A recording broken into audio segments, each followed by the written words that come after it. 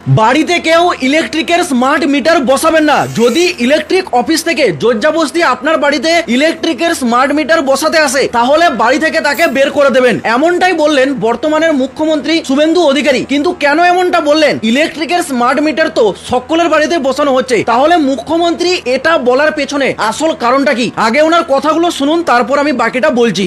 যিনি মনে করছেন লাগাতে দেবেন না, ঘাড় ধাক্কা মেরে বাড়ি থেকে এই এজেন্সিকে বের করে দেবেন। আর সাধারণ মধ্যবিত্ত নিম্নবিত্ত নির্দিষ্ট রোজগারের ভিত্তিতে যে পরিবারগুলো চলে এদেরকে শেষ করার জন্য স্মার্ট মিটার জোর করে লাগাচ্ছে।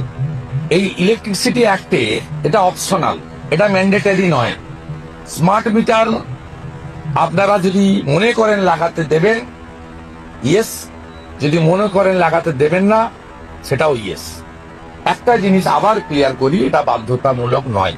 আর আমরা এই বিষয়ে ভারতীয় জনতা পার্টির পক্ষ থেকে সচেতনতামূলক প্রচার, আলোচনা, প্রতিবাদ, প্রয়োজনে প্রতিরোধ আমরা করব। তো দেখুন, মুখ্যমন্ত্রী এই স্মার্ট মিটারটা বসাতে কেন বারণ করছেন? কারণ এই স্মার্ট মিটারটা আপনার বাড়িতে আপনি বসাবেন কিনা এটা সম্পূর্ণ আপনার ব্যক্তিগত ব্যাপার। কারণ ভারতীয় আইন অনুযায়ী যে যার বাড়িতে তার নিজের ইচ্ছে অনুযায়ী সে কিন্তু ইলেকট্রিকের মিটার বসাতে পারে। এবার বর্তমানে যে স্মার্ট মিটার চারিদিকে বসানো হচ্ছে এর ক্ষেত্রে অসুবিধা কি হতে পারে? বর্তমানে যে মিটার গুলো রয়েছে এগুলোকে বলা হয় ডিজিটাল মিটার। এই মিটারে কি হয়, সারা মাসে আমাদের বাড়িতে যে ইলেকট্রিকটা খরচ হয় সেই অনুযায়ী মাসের শেষে ইলেকট্রিক অফিস থেকে একটা বিল দেওয়া হয়। কিন্তু স্মার্ট মিটারটা লাগিয়ে দিলে কি হবে, মাসের প্রথমে আগে রিচার্জ করতে হবে ইলেকট্রিকের সেই স্মার্ট মিটারে, যেমনটা আমরা মোবাইলের সিমের ক্ষেত্রে করি। এখানে আপনি যেমন রিচার্জ করবেন সেই অনুযায়ী লিমিট থাকবে। যদি রিচার্জ শেষ হয়ে যায়, সেটা মাঝরাত্রে হতে পারে, যে কোনো সময় হতে পারে, সেই সময় ইলেকট্রিক সাপ্লাই কিন্তু বন্ধ হয়ে যাবে। আবার দ্বিতীয়বার ঘুরে রিচার্জ করতে হবে, তবে ইলেকট্রিক আবার চালু হবে। কিন্তু সব থেকে বড় সমস্যা যেটা, যেই সব রাজ্যে মানুষদের বাড়িতে এরকম ইলেকট্রিকের স্মার্ট মিটার বসানো হয়েছে তাদের